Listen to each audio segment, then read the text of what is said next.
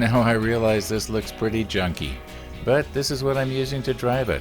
And if I know how much it weighs, when it comes to actually calculating out how much weight I need for the final drive, well, I should be able to figure it out. How much weight will I need to make it run for a day? It's just grade 5 math.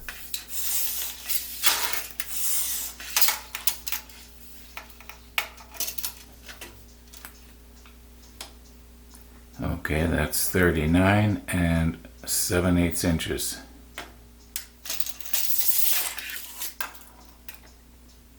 And from the center of the shaft to be about 2.5.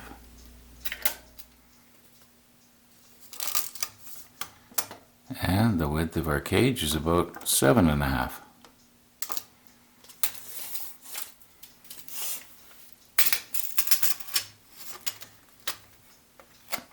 And the maximum diameter of the hub where we can mount our bearings is only about 7 inches.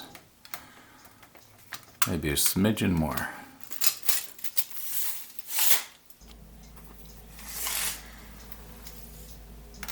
Okay, to the center of this shaft is also 2.5. And the height of our bridge is 15 inches.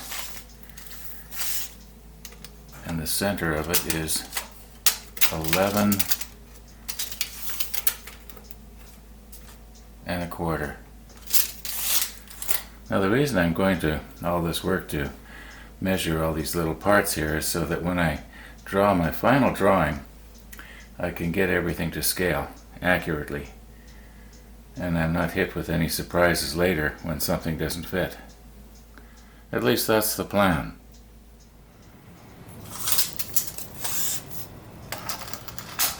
Now this bridge here, I know it'll fit inside, but the center is approximately, say 10 inches. And the height is about 10 as well. Okay, yeah, this one is going to be rotating inside the dial, but this one here, there's a chance that it might catch if I make the dial too small. Okay, this thing wants to run. Well, let's let it run.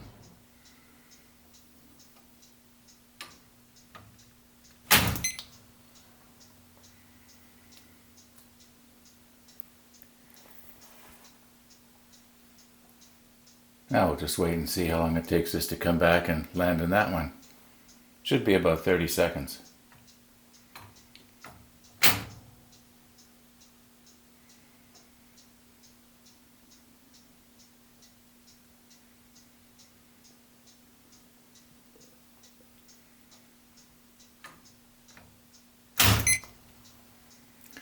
Okay, looks like about 31, so that's good.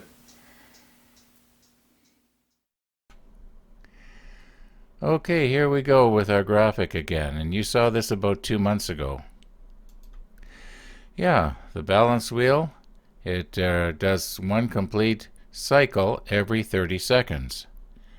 Wheel number 3, which is the escapement wheel, it has 16 teeth, so that means it takes 8 minutes for it to make one complete revolution. Okay, so we'll go to our calculator and we'll click on 8. Now wheel number 2, because there's a ratio of 6:1 between number 2 and 3, it turns, let's see, times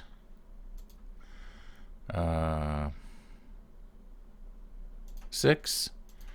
So it takes 48 minutes to make a rotation. Now, if I have 12 teeth on the hub of wheel number 2, and if I have 180 teeth on the inside of ring or gear number 1, which is actually the dial, okay, so that's a ratio of 15:1, so we'll go times 15. Okay, that's 720 minutes. There are 720 minutes in half a day, in 12 hours. Well, that's how much time it takes for the hour hand to go all the way around the dial. So I think I've got it right. I don't know if you can follow this. I can hardly follow it myself. But anyway, good news. I had it right the first time. Yeah, I was pretty worried yesterday. Okay, I wonder how many of you actually clicked the stop button while I was going through all that boring stuff. Mind you, if you did click it, you're not going to hear me asking this question.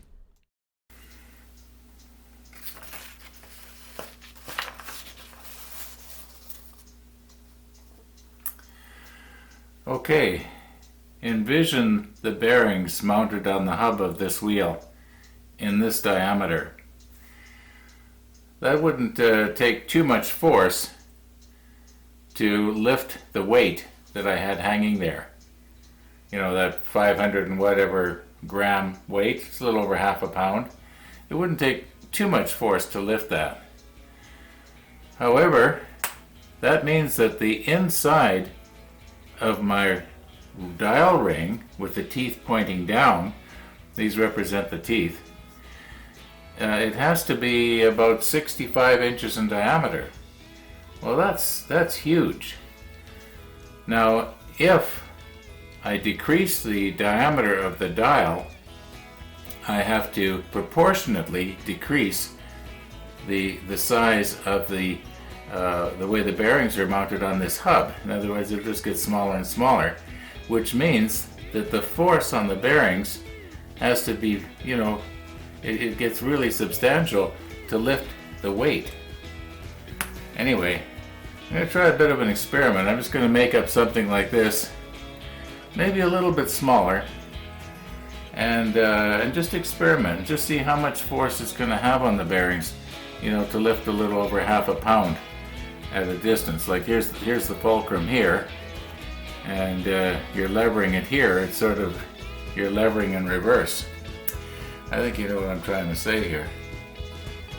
So yeah, makes it interesting. Makes it interesting.